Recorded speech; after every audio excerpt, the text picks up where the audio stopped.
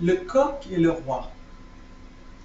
Merdanarach bardezga, mardezin mech mi zarga, zarin mech mi punga, peni mech mi tsuga, tsuvi mech namastak, pariteche tous de cas. Il était une fois dans la ville d'Ani un château. C'était le château du roi Bartan.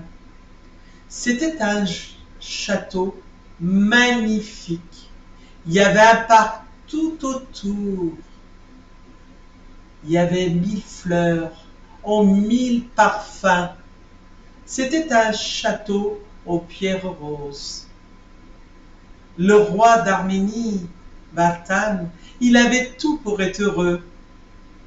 Il avait les meilleurs cuisiniers qui lui faisaient des mets délicieux, les meilleurs tailleurs qui lui cousaient des beaux costumes en satin et en soie, les meilleurs cordonniers qui lui faisaient de belles chaussures en cuir de toutes les couleurs, les meilleurs peintres qui lui peignaient des grands tableaux, et les meilleures femmes de ménage qui astiquaient le sol qui brillait comme un miroir. Mais le roi d'Arménie n'était pas vraiment heureux. Vous savez pourquoi? Car il n'avait ni femme ni enfant. Il était triste. Il s'ennuyait seul dans son grand château. Et un jour, il s'est dit, mais puisque je m'ennuie, je veux savoir ce qui se passe dans mon pays.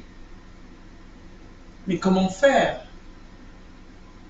Alors, son premier ministre lui a dit, mais roi, majesté, quittez vos habits de roi, habillez-vous en paysan. Alors le roi, il a écouté ce conseil, il a quitté ses habits de roi, il s'est habillé en simple paysan, il a pris le meilleur cheval, il a galopé, galopé, galopé. Il est arrivé près de la ville d'Ani, un petit village du nom de Corpé. Dans ce village, il y avait une grande ferme. Dans la ferme, il y avait une grande cour. Dans cette cour, il y avait des poules et un coq. Près du coq, un mouchoir avec quelques pièces en or. Il y en avait 7. Alors le coq s'est mis à crier « Cocoricoco, je possède le magot !» Quoi? Le magot? Mais ce coq, il n'a que faire de l'argent. C'est moi, le roi. J'en ai besoin, moi, je suis le roi d'Arménie. Alors, discrètement, le roi s'est baissé. Sans rien dire au coq, il l'a mis dans sa poche. Il est remonté sur son cheval. Il a galopé, galopé, galopé. Il est arrivé au château. Il n'a rien dit à personne.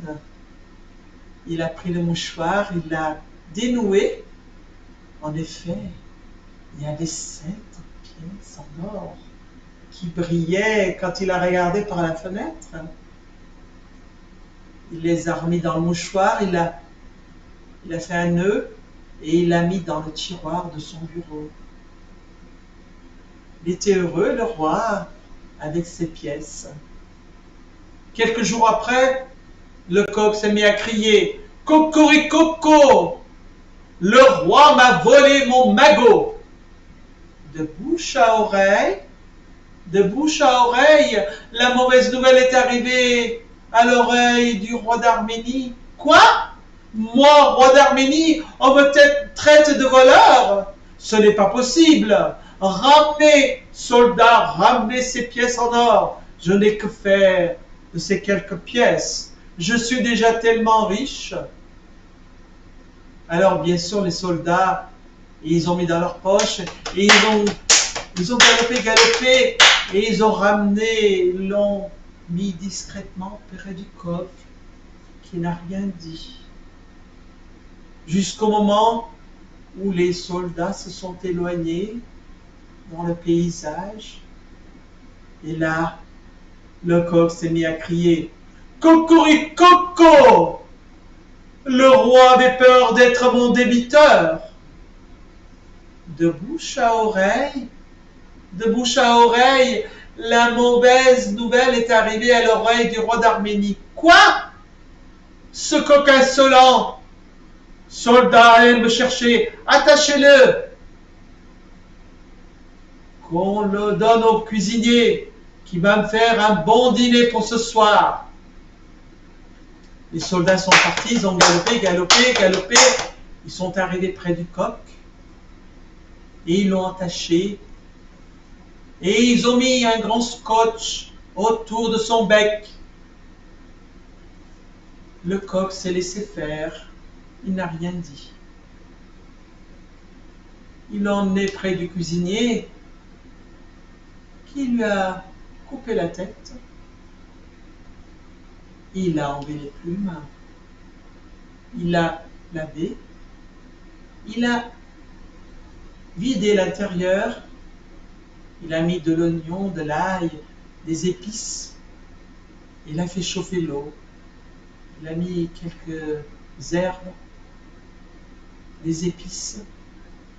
Au moment de plonger le coq dans l'eau, le coq a dit « Bonsoir, cuisinier, à votre place, j'irai prendre un bon bain chaud, car cela stimule l'appétit. » Le cuisinier est devenu tout pâle.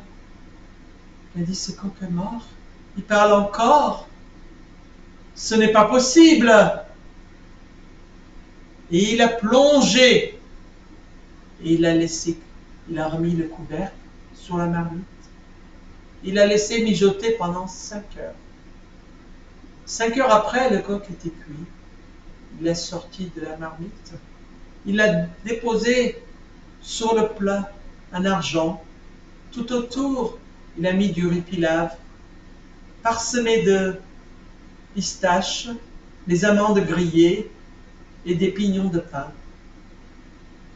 Et quelques feuilles en or. Par-dessus, une jolie plume colorée.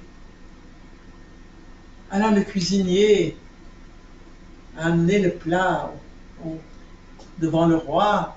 Le roi se frottait les mains. Il s'est dit, je vais me régaler ce soir, ce coq insolent. Je vais l'avaler. Alors le coq a fait un clin d'œil au roi. Bonsoir, Majesté. Je vous souhaite bon appétit. Le roi est devenu tout pâle. Ce coq est mort, ce coq est cuit. Il parle encore. Alors il a pris sa fourchette, son couteau, et il a coupé une première cuisse et une deuxième cuisse. Il a pris le temps de mâcher. Mais au moment d'avaler, on a entendu dans le fond de l'estomac « Cocoricoco ! On se croirait dans un toboggan. Il fait bien noir là-dedans. Vous, soldats de droite, vous, soldats de gauche, si jamais ce coq parle encore, vous enfoncez votre épée bien profond dans mon ventre. » Alors, il a continué de déguster ce coq qui était tellement délicieux. Alors, il a pris une première aile, mais il mangeait très très vite. Une deuxième aile, de blanc. C'était délicieux. Jamais il a mangé un coq aussi bon de sa vie, le roi. Il se régalait. Quand il a fini de manger le coq, Quand il a avalé le dernier morceau, on a entendu au fond de son estomac: Cocoricoco, j'étouffe, il fait trop noir là-dedans. Vous, soldats de droite, vous, soldats de gauche, enfoncez votre épée bien profond dans mon ventre. Alors les soldats, ils ont obéi au roi. Le roi s'est étalé par terre, tandis que le coq, il est sorti très fier du ventre du roi. Enfin de l'air, enfin libre. Au revoir et à bientôt.